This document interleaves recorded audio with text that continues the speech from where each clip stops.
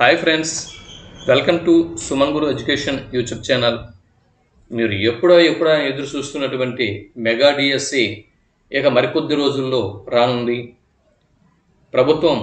నూతన ప్రభుత్వం ఏర్పడింది. శ్రీ నారా చంద్రబాబు నాయుడు గారు ప్రతి క్యాంపెయినింగ్లో కూడా నేను అధికారంలోకి వస్తే నా మొదటి సంతకం మెగా డిఎస్సి ఫైల్ మీదే అని చెబుతూ వచ్చారు. కాబట్టి ఇప్పుడు ఆయన అధికారంలోకి రావడం జరిగింది. ప్రస్తుతం మెగా డిఎస్సి కోసం మనం చాలా పకడ్బందీగా ప్లాన్ చేసుకుని ప్రిపరేషన్ కొనసాగించాల్సిన సమయం ఇది. అయితే 9వ తరగతి తెలుగు వాచకం తెలుగు పరిమళం నుంచి ఇదివరకే మనం 2 వీడియోలని పూర్తి చేసుకున్నాం. ఇది 3వ వీడియో. ఈ వీడియోలో మరొక 20 బిట్లను తెలుసుకునే ప్రయత్నం చేద్దాం. అలాగే ఇంటర్మీడియట్ సెకండ్ ఇయర్ తెలుగు వాచకం నుంచి దాదాపుగా మొత్తం కంటెంట్ని మనం అధ్యయనం చేయడం జరిగింది. ఇక ఇంటర్మీడియట్ మొదటి సంవత్సరం తెలుగు కంటెంట్ కూడా ఒకవైపు నుంచి నడుస్తూ ఉంది. కొంతవరకు చెప్పి దాన్ని ఆపాను, మళ్ళీ దానికి కొనసాగింపు ఉంటుంది. అయితే ఇప్పుడు మనం 9వ తరగతి తెలుగు వాచకం తెలుగు పరిమళంని పరిశీలన చేసినట్లయితే ఇంతకుముందు 2 వీడియోల్లో ఒక 40 బిట్లను మనం పూర్తి చేసుకున్నాం.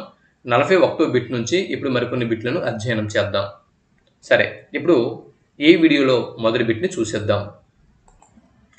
ఆపదలందు ధైర్యగుణ మంచిత సంపదలందు దాల్మియున్ ప్రకృతి సిద్ధ గుణంబులు సజ్జనాలికిన్ అనేటటువంటి ఈ పద్య రచయిత ఎవరు అన్నది బిట్టు.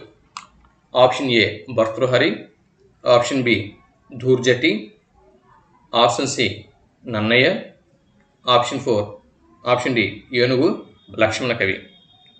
వీటిలో సరైన సమాధానాన్ని గుర్తించండి.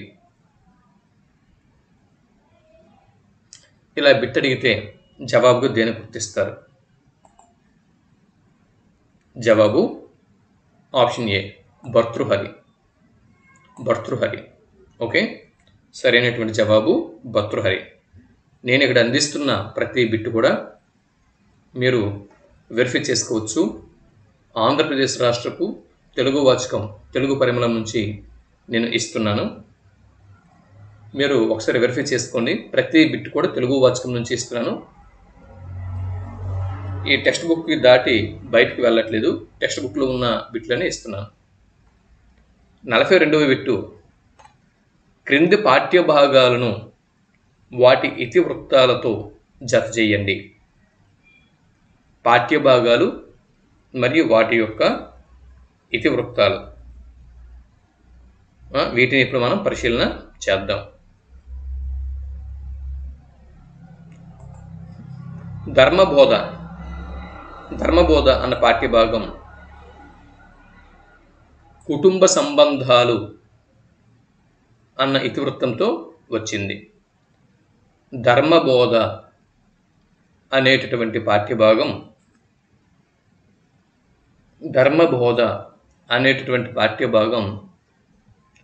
కుటుంబ సంబంధాలు అన్న ఇతివృత్తంతో వచ్చింది.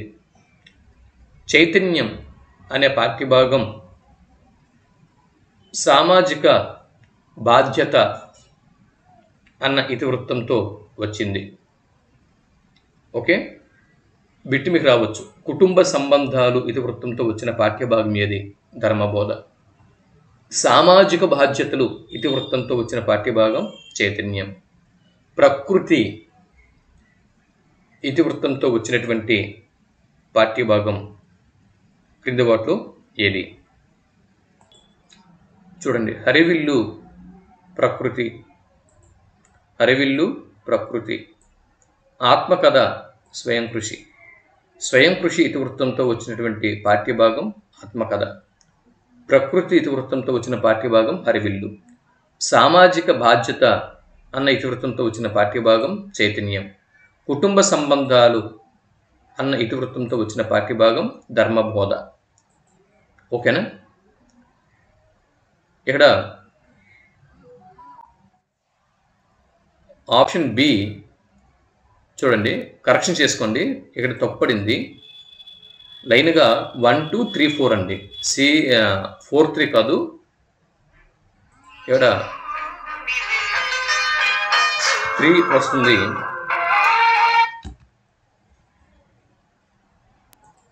ఇది C3 D4.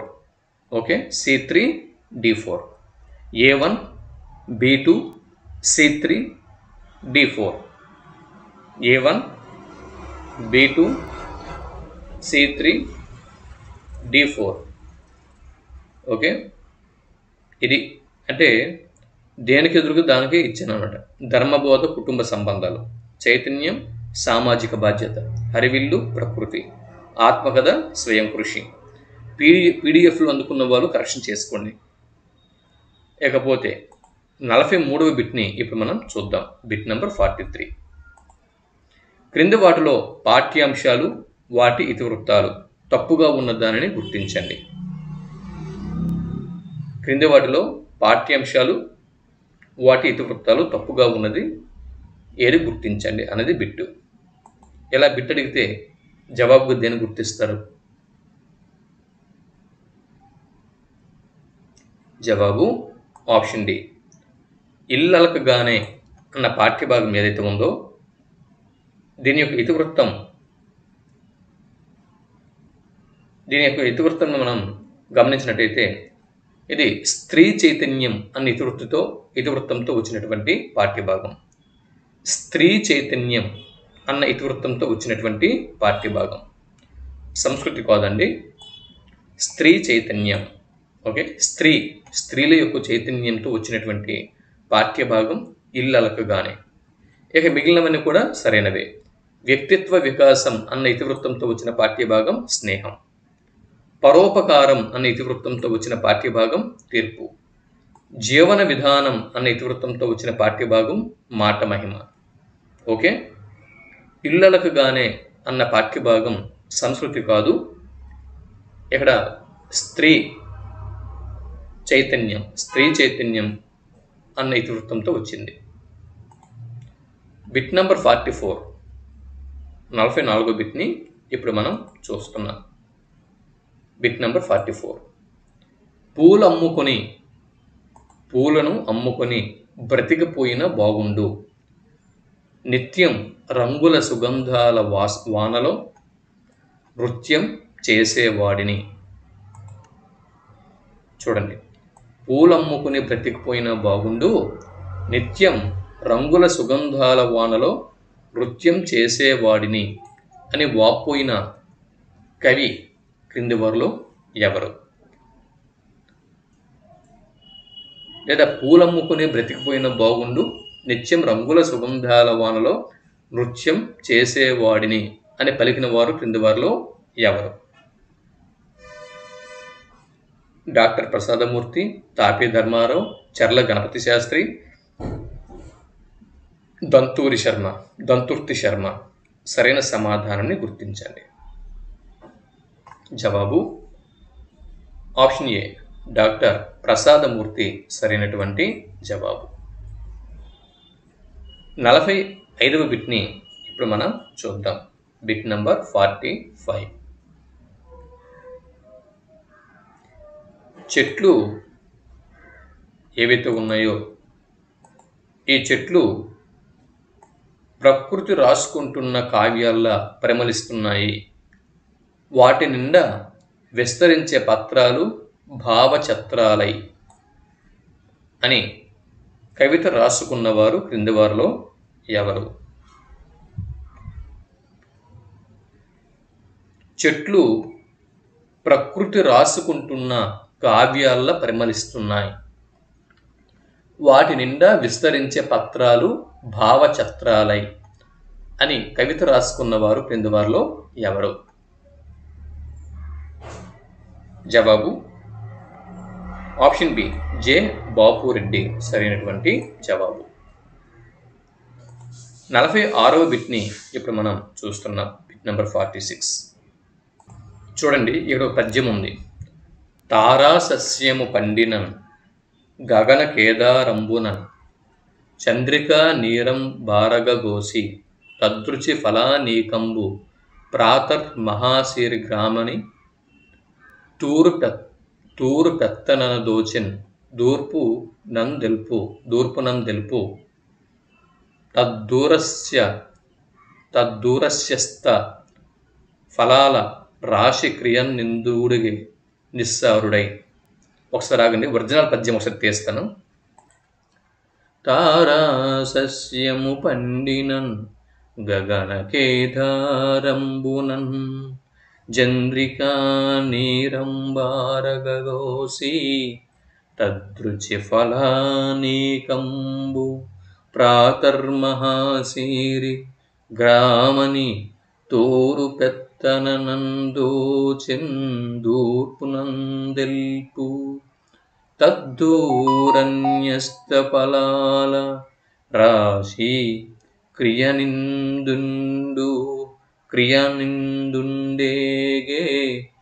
నిస్సారుడై అన్నది పద్యం. ఓకే. ఆకాశము అనే పొలంలో నక్షత్రాలు అనే పంట పండింది. తూర్పు దిక్కు అనే రైతు ఆ పంటను కోసి తూర్పారబడుతున్నాడు. పంట చంద్రకాంతి. తూర్పారబట్టడం అంటే వరిచేను నూర్పిడి తరువాత చేటలతో ధాన్యాన్ని పైకెత్తి పోయటం. అక్కడ ధాన్యం రాశిగా పోగుపడుతుంది. పుల్లు ఎగిరి దూరంగా పోతుంది. అంటే సూర్యకాంతి వల్ల వెన్నెల కనుమరుగై సూర్యరశ్మి క్రమంగా అలుముకుంటుంది.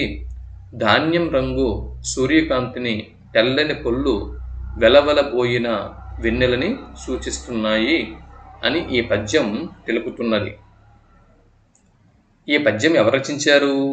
రామరాజభూషణుడు వసుచరిత్ర అనేటటువంటి తన కావ్యంలో, ప్రబంధ కావ్యములో ఈ పద్యంని రచించుకున్నాడు, అంటే రాశాడు, సూర్యోదయంని వర్ణిస్తూ. అయితే ఇక్కడి నుంచి ఇప్పుడు మనం ఎగ్జామ్ ఓరియంటేషన్లో బిట్స్ని చూద్దాం. ఈ పద్యంలో చూడండి, ఇక్కడ ఈ పద్యం ఏదైతే ఉందో, ఈ పద్యంలో ఆకాశం అనే పొలంలో ఏ పంట పండింది? ఆకాశము అనేటటువంటి ఈ పొలంలో ఏ పంట పండింది? నక్షత్రాల పంట పండింది. మరి ఆ నక్షత్రాలు అనేటటువంటి పంటను కోసి తూర్పారబెడుతున్న రైతు ఎవరు? తూర్పారబెడుతున్న వారెవరు? నక్షత్రాలు అనేటటువంటి పంటను, అంటే ఆకాశంలో పండినటువంటి ఈ నక్షత్రాలు అనేటటువంటి పంటను కోసి తూర్పారబెడుతున్న వారెవరు? జవాబు తూర్పు దిక్కు అనేటటువంటి రైతు. వరిచేను నూర్పిడి తర్వాత ధాన్యాన్ని చేటలతో పైకెత్తిపోయటంని ఏమంటారు? వరిచేను నూర్పిడి తర్వాత ధాన్యంని చేటలతో పైకెత్తిపోయటంని తూర్పారబట్టడం అని చెప్పి అంటారు. పై పద్యంలో ధాన్యం రంగు దేన్ని సూచిస్తున్నది? జవాబు సూర్యకాంతిని సూచిస్తున్నది. పై పద్యంలో తెల్లని పుల్లు దేన్ని సూచిస్తున్నది? వెలవెలబోయిన వెన్నెలను. పై పద్యంలో ఛందస్సు ఏది? శార్దూలం. పై పద్యంలో ఉన్న అలంకారం ఏది? రూపకాలంకారం. ఇది 46వ బిట్టు. అంటే 46వ బిట్లో భాగంగా ఒక పద్యము, దాని యొక్క వివరాలను ఇచ్చాను. 47వ బిట్ ఇప్పుడు మనం చూద్దాం.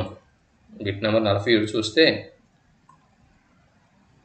అల్లన కాలవర్తకుడున్ అయ్యడగింపును ముత్తియంబులు అనేటటువంటి ఈ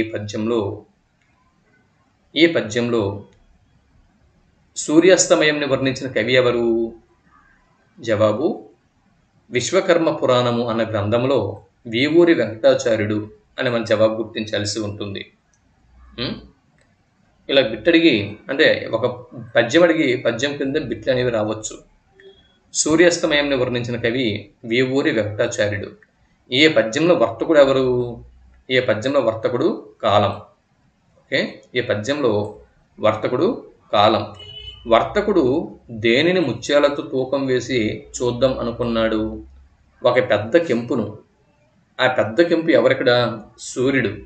సూర్యుడు అనేటటువంటి ఒక పెద్ద కెంపును ముత్యాలతో తూకం వేసి చూద్దాం అనుకున్నాడు. వర్తకుడు దేనిని త్రాసుగా చేసుకున్నాడు? జవాబు ఆకాశంని త్రాసుగా చేసుకుంటాడు.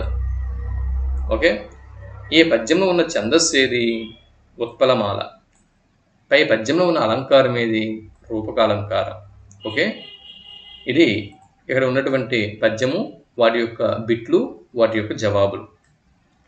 అల్లన కాలవర్తకుడు. ఒకసారి ఆ పద్యం ఒకసారి చూద్దాం. ఇదిగో ఈ పద్యాన్ని ఒకసారి మనం ఇప్పుడు చూద్దాం.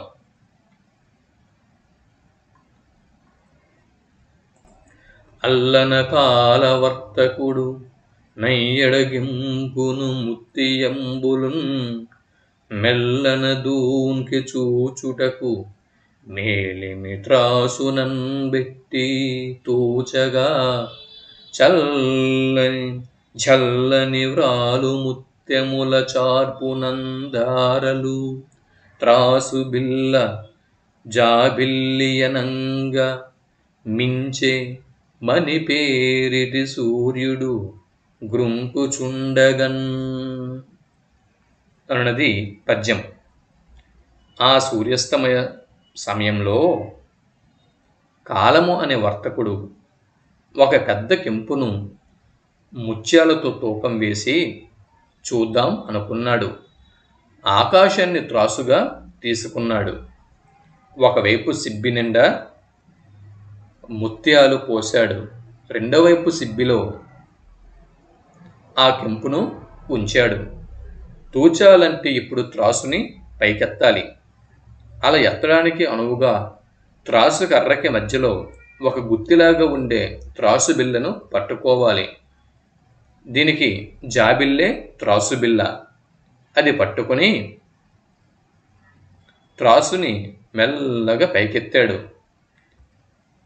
సూర్యుడు లేదా కెంపు ఉన్నటువంటి సిబ్బి క్రిందకు కుంగిపోతే ముత్యాలు ఉన్న సిబ్బి తటాలున తేలిపోయి అందులో నుంచి జల్లున ఎగిరి అన్ని వైపులకి మేలిము ముత్యాలు చెదిరిపోయాయి.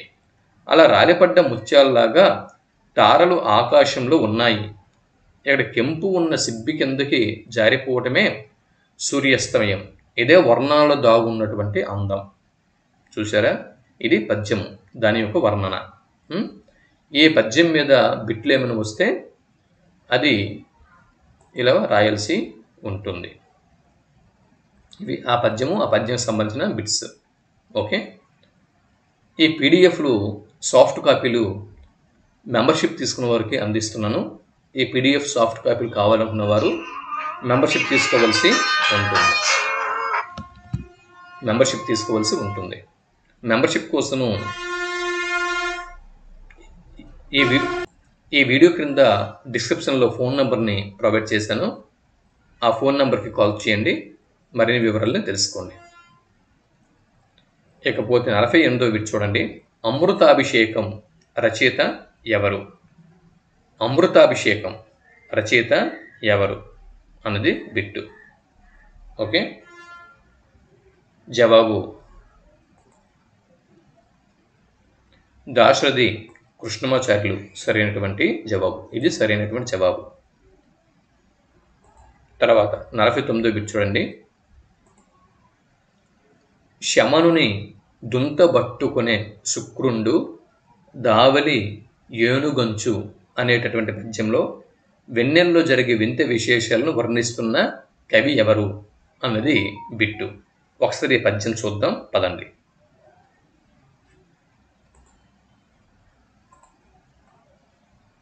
ఇదిగో పద్యం ఇక్కడ స్క్రీన్ మీద మీకు కనిపిస్తుంది. ఒకసారి ఈ పద్యం ఒకసారి చూడండి. శమనుని దుంతబట్టుకొని శుక్రుడు దావలి ఏనుగంచు వేగమున బురారి నందియని గాడుపు నెచ్చిలి మేకపోతుపై ధమకము మీరనెక్కే అలదాత కుమారుని నిమ్మిగాంచి హంసముగదలంచే సాంద్రతర చంద్రిక లోకములెల్ల గప్పుటన్ అన్నది ఇక్కడ పద్యం. ఈ పద్యం రుక్మిణి పరిణయం అన్నటువంటి ఈ గ్రంథంలో కూచిమంచి తిమ్మకవి గారు రచించారు. ఈ పద్యములో వెన్నెల్లో జరిగే వింత విశేషాలను ఆయన వర్ణిస్తున్నారు. ఏమని వర్ణిస్తున్నారు? తెల్లగా దట్టంగా వెన్నెల లోకమంతా అలముకోవటం వల్ల నల్లనివన్నీ తెల్లగా కనిపించాయంట. సంపూర్ణ సూర్యగ్రహణం రోజున పశుపక్ష్యాదులు చీకటి భ్రాంతికి లోనైనట్టే దేవతలు సైతం వెన్నెల తెల్లదనానికి తెల్లబోయి మైమర్చిపోయారట. ఆ వెన్నెల వెల్లువలో యముని వాహనమైన దున్నపోతుని చూచి తన ఐరావతం అనుకుని ఇంద్రుడు, అగ్ని, దేవుని వాహనం మేకపోతును చూసి నందిగా పొరబడి శివుడు అధిరోహించటానికి ప్రయత్నించారట. సాక్షాత్తు ఆ బ్రహ్మే కుమారస్వామి వాహనమైన నెమలిని చూసి తన హంసగా పొరబడ్డాడట. అంతా వెన్నెల మహిమ. ఎంత రసవత్తరంగా వెన్నెలను వర్ణించిన తిమ్మకవికి జోహార్లు తెలపకుండా ఎలా ఉండగలం అన్నది ఇక్కడ పద్యము, దాని యొక్క భావం. ఓకే, ఒకసారి పద్యమును ఈ భావము క్షుణ్ణంగా స్టడీ చేయండి. బిట్లు ఏమని వస్తే అటెంప్ట్ చేయండి. నెక్స్ట్ 50వ బిట్ చూడండి. Bit number 50. నారదులైరి సన్మునులు. నారదులైరి సన్మునులు నాక మహీజములయ్యే భూజముల్ అన్న పద్యములో శరత్కాలపు వర్ణన చేసిన వారు ఎవరు? ఈ పద్యములో శరత్కాలపు వర్ణన ఉంది. ఓకే, ఇది ఒక బిట్టు. శరత్కాలపు వర్ణన చేసిన వారు ఎవరు? ఎర్రన, కేతన, మొల్ల, నంది, తిమ్మన. వీటిలో సరైన సమాధానం గుర్తించండి.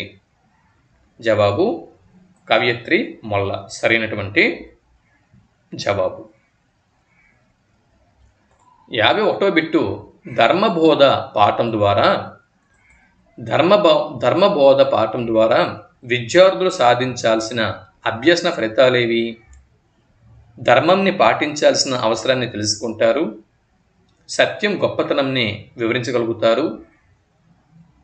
ఆప్షన్ ఏ, ఆప్షన్ బి రెండూ సరైనవే, ఆప్షన్ బి మాత్రమే సరైనది. వీటిలో సరైన జవాబుని గుర్తించండి. జవాబు ఆప్షన్ సి. పైనున్న 2 స్టేట్మెంట్లు సరైనవే. ధర్మబోధ అనేటటువంటి పాఠ్యభాగం ద్వారా విద్యార్థులు ధర్మంని పాటించాల్సిన అవసరాన్ని తెలుసుకుంటారు, సత్యం యొక్క గొప్పతనాన్ని వివరించగలుగుతారు. ఓకే, 52వ బిట్టు చైతన్యం పాఠం ద్వారా విద్యార్థులు సాధించాల్సిన అభ్యసన ఫలితాలు ఏవి? సమాజ అభివృద్ధికి తమ కర్తవ్యాన్ని అర్థం చేసుకోగలరు, మేధావులు ఎవరి పక్షాన ఉండగలరో విశ్లేషించగలరు, కవిత్వం గొప్పతనంని, కవి కర్తవ్యంని తెలుసుకుంటారు. పైవన్నీ సరైనవే. చైతన్యం అనేటటువంటి పాఠ్యభాగం ఏదైతే ఉందో, ఈ చైతన్యం అనే పాఠ్యభాగం ద్వారా విద్యార్థులు సాధించాల్సిన అభ్యసన ఫలితాలు పైవన్నీ సరైనవే. ఆప్షన్ డి సరైనటువంటి జవాబు. ఎస్, చైతన్యము అనే పాఠ్యభాగం ద్వారా విద్యార్థులు సమాజ అభివృద్ధికి తమ కర్తవ్యంని అర్థం చేసుకుంటారు, మేధావులు ఎవరి పక్షాన ఉండాలో విశ్లేషించగలుగుతారు, కవిత్వం యొక్క గొప్పతనంని, కవి కర్తవ్యంని తెలుసుకుంటారు. ఓకే, ఇప్పుడు 53వ బిట్ని చూద్దాం. Bit number 53.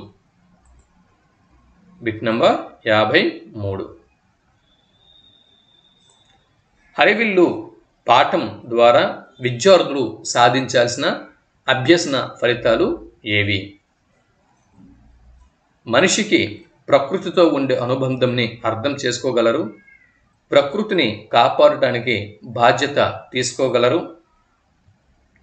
కవుల వర్ణనలోని సాహిత్యపు విలువలను గుర్తించగలరు, వివిధ కవుల రచనలలోని వైవిధ్యంని గ్రహించగలరు. ఆప్షన్ డి పైవన్నీ సరైనవి. మనిషికి ప్రకృతితో ఉండే అనుబంధంని అర్థం చేసుకోగలరు, ప్రకృతిని కాపాడటానికి బాధ్యత తీసుకుంటారు. కవుల వర్ణనలోని సాహిత్యపు విలువలను గుర్తిస్తారు. వివిధ కవుల రచనలలోని వైవిధ్యంని గ్రహిస్తారు. ఓకే. 54వ బిట్టు ఆత్మకథ. ఆత్మకథ అనేటటువంటి పాఠ్యభాగం ద్వారా విద్యార్థులు సాధించాల్సిన అభ్యసన ఫలితాలు ఏవి? స్ఫూర్తి ప్రదాతలు అయిన వ్యక్తుల జీవితాలను ఆదర్శంగా తీసుకొని వారి బాటలో నడిచేందుకు ప్రయత్నం చేస్తారు. గతాన్ని వర్తమానాన్ని అనుసంధానం చేసుకుని మార్పులను వివరించగలుగుతారు. కవి ఆవేదనకు గల కారణాలని వివరించగలుగుతారు. పైవన్నీ సరైనవే. ఆప్షన్ డి సరైనటువంటి జవాబు.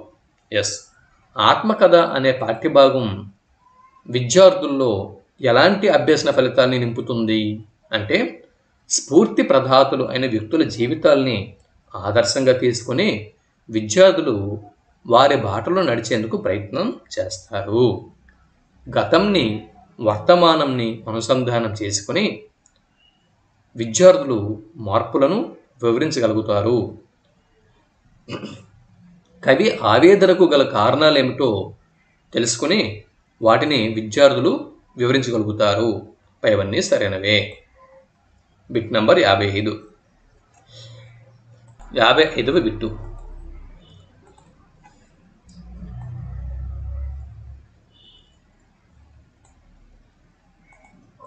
స్నేహం పాఠం ద్వారా విద్యార్థులు సాధించాల్సిన అభ్యసన ఫలితాలు ఏవి? స్నేహం పాఠం ద్వారా విద్యార్థులు సాధించాల్సిన అభ్యసన ఫలితాలు. స్నేహం గొప్పతనంని, స్నేహం యొక్క పర్యవసనాలను, స్నేహం యొక్క ప్రయోజనాలను విద్యార్థులు ఈ పాఠ్యభాగం ద్వారా వివరించగలరు. అలాగే విద్యార్థులు మంచి స్నేహితులను గుర్తించి అటువంటి వారితో స్నేహం చేయడం నేర్చుకుంటారు. కాబట్టి ఆప్షన్ సి పై రెండు కూడా సరైనవే. ఏ స్టేట్మెంటు, బి స్టేట్మెంట్ రెండు కూడా సరైన స్టేట్మెంట్లే. 56వ బిట్టు హంస తీర్పు పాఠం ద్వారా విద్యార్థులు సాధించాల్సిన అభ్యసన ఫలితాలు ఏవి? ధర్మబద్ధంగా జీవితంని కొనసాగించడంలో ఉన్న గొప్పతనంని విద్యార్థులు వివరించగలుగుతారు. కరుణ, అహింస, మానవత్వం వంటి సాత్విక గుణాలని అలవర్చుకుంటారు. కాబట్టి పై రెండు ఆప్షన్లు కూడా సరైనవే. కాబట్టి ఇక్కడ ఆప్షన్ డి సరైనటువంటి జవాబు. 57వ బిట్ని ఇప్పుడు మనం చూస్తున్నాం. Bit number 57. మాట మహిమ పాఠం ద్వారా విద్యార్థులు సాధించాల్సిన అభ్యసన ఫలితాలు ఏవి? మాట మహిమ పాఠం ద్వారా విద్యార్థులు సాధించాల్సిన అభ్యసన ఫలితాలు నాలుక తెచ్చే లాభ నష్టాలని గుర్తించగలుగుతారు. నాలుక తెచ్చేటటువంటి లాభ నష్టాలు. ఎస్, నాలుక ఇది చాలా ప్రమాదకరమైనది.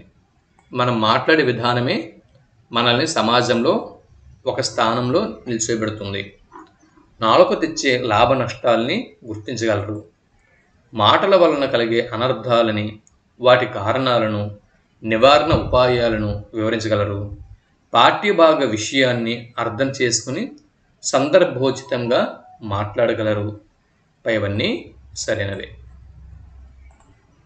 58వ బిట్టు కాశ్మీర దీపకలిక.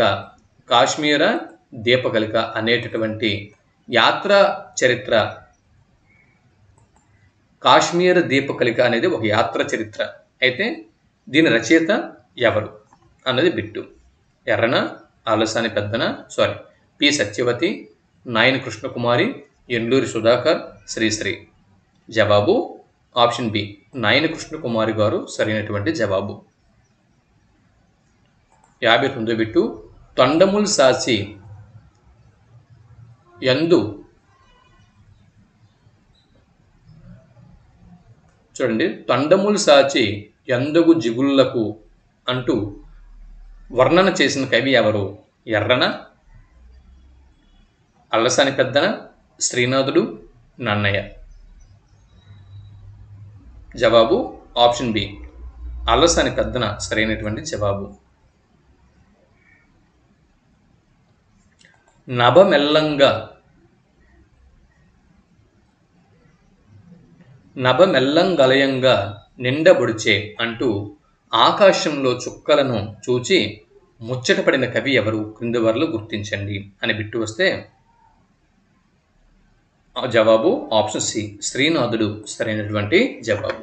ఇదండి ఈ వీడియోలో బిట్లు అంటే 9వ తరగతి తెలుగు వాచకం తెలుగు ఫిల్మ్ల నుంచి బిట్లు ఫ్రేమ్ చేసే విధానం మీకు నచ్చినట్లయితే ఇక్కడ ఒక లైక్ ఇవ్వండి, వీడియోకి మీ మిత్రులకి షేర్ చేయండి.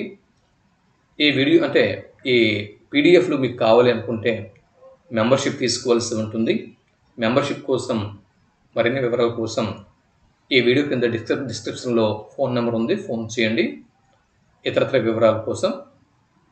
ఇకపోతే మరో వీడియోలో మరిన్ని విశేషాలని మనం అధ్యయనం చేద్దాం. అంతవరకు సెలవు, నమస్తే.